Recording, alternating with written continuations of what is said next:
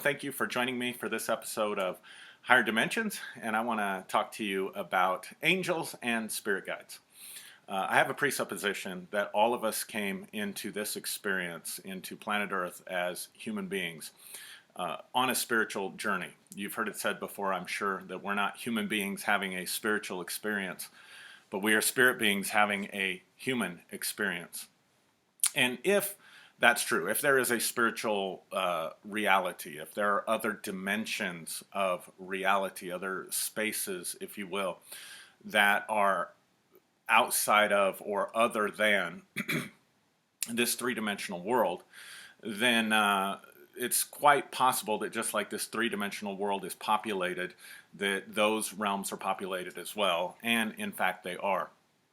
And I believe that we're all here on some kind of journey, some kind of a human journey, spiritual journey, whatever you want to call it. But I believe that we came, if you'll allow me to use the term, with a spiritual team that is here to help us. And that if you're interested in a spiritual awakening and pursuing a spiritual path, invariably you're going to encounter your spiritual team. And why not? Because they're here to help you and they're here to guide you. Now, depending upon the audience, if I were to use the term angel and the audience comes from a Christian background or a Judeo-Christian background, then the term angel makes sense. It fits with their worldview. And if I were to use the term with that group, spirit guide, it would probably be met with a certain amount of skepticism. On the other hand, if I'm talking to an audience that maybe is more metaphysical or more new age, whatever term label you want to use for that, and I use the term spirit guide, it's going to be more well received.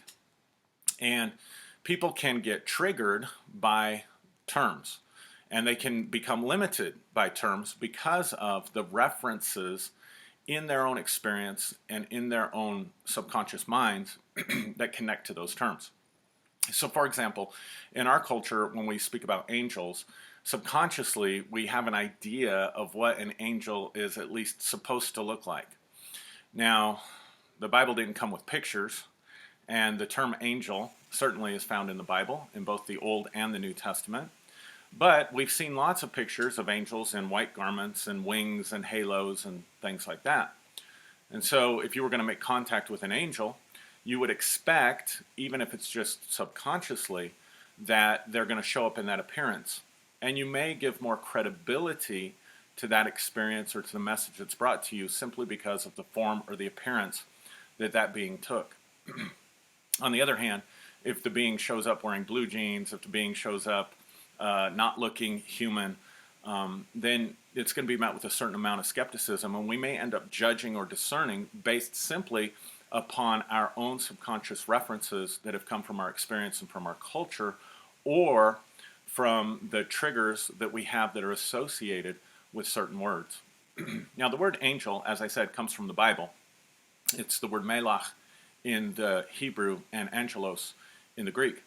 And it's simply a term that means a messenger or someone who brings a message. And in fact, that term, when it's referring to incarnate beings, to human beings, say for example John the Baptist, he may be called a melach, a messenger, or he may be called an angelos, and it's not translated as angel, it's translated as messenger. On the other hand, if Gabriel or Michael shows up, a couple of the angels mentioned in the Bible, then the term is always used as angel. But in fact, it probably would have been better for us and healthier for us if it would have just been translated messenger across the board. And you could say that a messenger then is a guide. In fact, in Psalm 91, where it talks about angels in the Bible, it says that we are all here and that God has given angels charge over us to keep us. And in the original language there, it has the idea of they're there to give us guidance. So this is a wonderful truth. Now, for a lot of people, again, they may be skeptical about the existence of spiritual realms or the existence of spiritual beings, but I've found even those that accept that there are spirit guides or accept that there are angels have a tendency to be very skeptical about interacting with them because they have a fear of being misled or deceived. And certainly distinguishing and discerning what we receive and in those realms is very, very important. And I'll do a whole other video on that. But I just want to clarify the fact that you do have a spiritual team that wants to help you, but is waiting for you to make contact with them. And sometimes they'll make contact with us. Now, if we use the idea that these beings are messengers or that these beings are guides, it kind of sets us free from that box of worrying or discerning or distinguishing what we're receiving from that realm based strictly upon form and appearance. I think we all kind of know that you shouldn't judge a book by its cover, and we'll use that when we're talking about people, that you shouldn't look on the appearance. There, again, for those of you that honor Scripture, there's a verse in the Bible that says God does not look as a man looks. A man looks on the outward appearance, but God looks on the heart. God looks on the consciousness and the content of what's coming. And so we can open ourselves up to our spiritual team, to entities who love us and have really a sense of responsibility for us and our journey. And we can broaden our perspective, I think, if we understand that these entities, these beings that are there to help us, our spiritual team, are guides, and they can come to us in various different ways, in various different forms, and give us messages in various different ways. And so I want to encourage you to allow yourself to experience and open up to your spiritual team and not be so hung up on the terms that people use or even the terms that you use to describe what's happening. And I can speak from my own experience that interacting with higher dimensional, higher vibrational entities and beings who come from the light, who are given to us by God, given to us by our Creator to serve us and help us, is very, very important to us in our spiritual journey. And if we're not open to being receptive from messages from that other realm, if we're too skeptical, then we really cut ourselves off from wisdom and help and guidance that can help us out. You can think about it this way. You can, if you're going to go to a completely unexplored, unknown place, you can try to navigate it on your own, but chances are you're going to get lost. And the truth is, when we came into this life, we came into an unexplored, unexperienced territory for ourselves. That's true even in the human experience, but it's also true as we begin to interact with and contact through our consciousness these other dimensions and realms that we have access to, because we are in fact spiritual beings and not just human beings that are locked into this three-dimensional world. In fact, I would say that if you are only concerned about what is in this three-dimensional world, that you have not really yet begun to explore and experience yourself as a spiritual being. And so just a couple of quick guidelines, and like I said, I'll do another video on discernment here. But I think we get in trouble with discernment because we don't want to really own our responsibility for our own choices and our own decisions and for our own lives.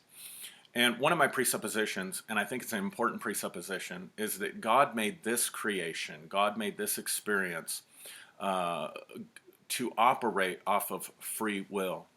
And so any being that knows God, that contacts you, is going to have tremendous respect for your free will and your ability to make an informed choice, but not a choice that is governed by reward or by the threat of punishment. In other words, God's not going to try to buy you off for your cooperation or your love, and He's not going to threaten you with punishment if you don't do it. Now, I know that goes contrary to what a lot of people think, but it's a simple fact about free will. And so when you understand that you're responsible for your choices, you can receive input from people, but you don't necessarily have to take that input. In the same way, you can receive input from spiritual entities, but just because you receive input from spiritual entities does not mean that that's the best choice for you, or that that is a choice that you have to take or that you have to make. It's simply gathering information. And so if we can think about, especially when we're beginning this journey about maybe doing spiritual research, maybe exploring things, and then whatever messages or information that we take, that's all it is. It's information. And then we can take and sort through that information and make decisions about how we want to act upon it, owning our own power and owning our own responsibility for our own lives. That means that we don't get to blame the devil, we don't get to blame an angel, we don't get to blame some person for the choices that we make. We are completely responsible for what we say, what we do, and the direction that our lives take. So I want to encourage you today. It's a shorter video, but I just want to encourage you that there is a spiritual realm. If you're out there and the spiritual realm is new for you, it makes sense to get a guide. Again, to go back to what I was saying before, if you go into a new territory that's unexplored, you can try to navigate it on your own with your own intuition and whatever, or you can get a guide who can show you some things and that can help you along the way. So I hope this video has been a blessing to you. I hope that whatever time you're watching, it's great. And I want to encourage you, you are not alone in this. You may feel right now like you don't have a friend in the world. You may feel like nobody's standing with you, but you came with a spiritual team, a team of angels and spirit guides that are there to help you and to guide you along the journey. So whatever time you're watching this, I hope it's great. Again, I want to thank you for watching.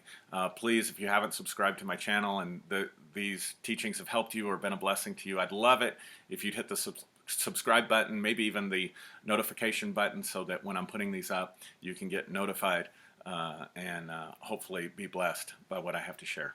Thank you.